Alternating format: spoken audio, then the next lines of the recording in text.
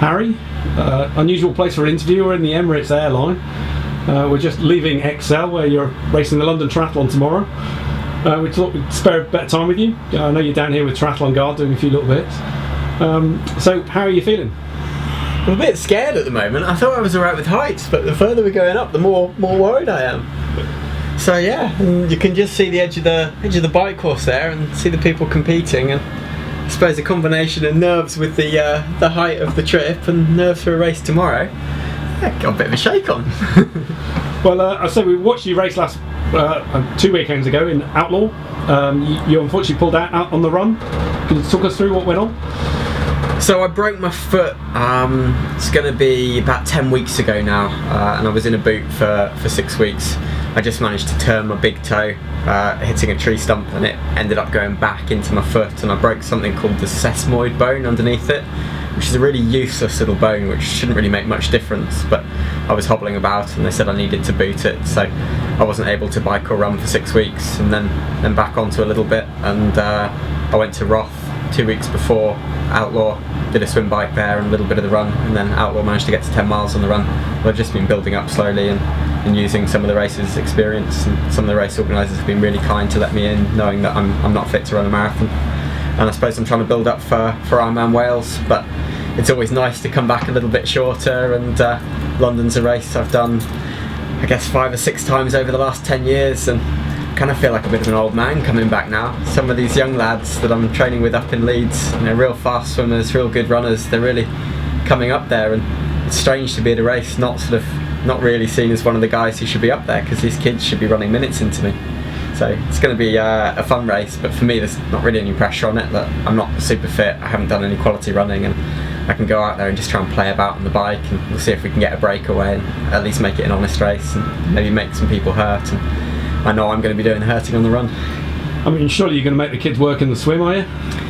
Well, I mean, some of these kids, they're not even kids, they're 21, 22, 23 year olds who've been triathletes since they were 10 or 11 and are swimming 55 seconds for their 100 metres. And I've never ever been able to swim 55 seconds for 100 metres. So these lads are good quality athletes, and if I'd been at their level, or if they'd been at my level 10 years ago, they all would have been on programme and they all would have been funded. But the way the sport's grown and improved, there are some fantastic athletes who just aren't really on the radar, and something like London's brilliant for giving them a chance to show that they can swim out in 55 seconds and they can drop into 1.3s, 1.4s. So I'm probably going to be in a position where I'm trying to hang on and hoping that with a bit of experience I'll come round at the end and put a surge in. But I'm under no illusion that the first 400 metres is going to be absolute max out to stay with them, because they're not bad athletes. Oh, it sounds like it's going to be an exciting race. Yeah, I think so. I mean, for me it's really fun because there's not that much pressure on it. I've come here in the past, as a young athlete, expecting to do well and trying to mix it. I remember back in the day when Bevan Doherty was over, thinking, let's try and give it to an Olympic medalist.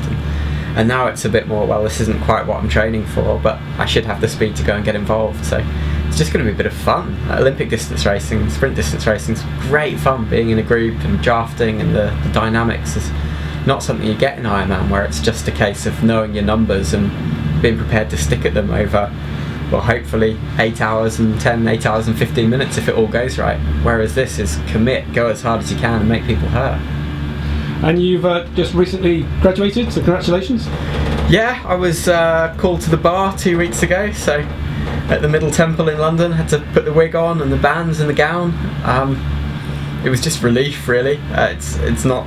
There were a lot of people that failed the course, and I've been doing it part-time over 2 years off the back of a year full-time law conversion course. So 3 years has been committed to making sure I pass that course, and everyone's saying, "Oh, well done, that's brilliant," and I suppose I'm pleased with it. But for me, it was just that box ticked, fantastic. I can go and be an athlete now. And that's the plan now, is to race more?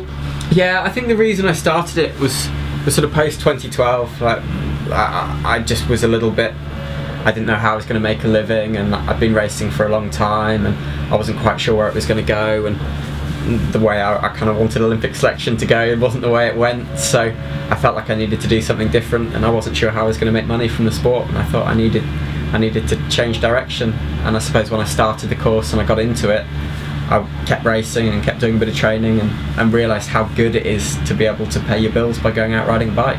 And if I can race and I can make it a living, then that's absolutely fantastic. Absolutely love it. But I know it's for a limited amount of time. And for me as an athlete, knowing that I've got that to fall back on if I can find a job, I think it'll be good for me as an athlete. I can spend 2 years focusing now on being as fast as I possibly can. Hopefully going back to Kona, trying to get, I guess, a top 10 there, improve on the top 30. And I can do that knowing that if I don't make money, I'm still going to be okay in the future.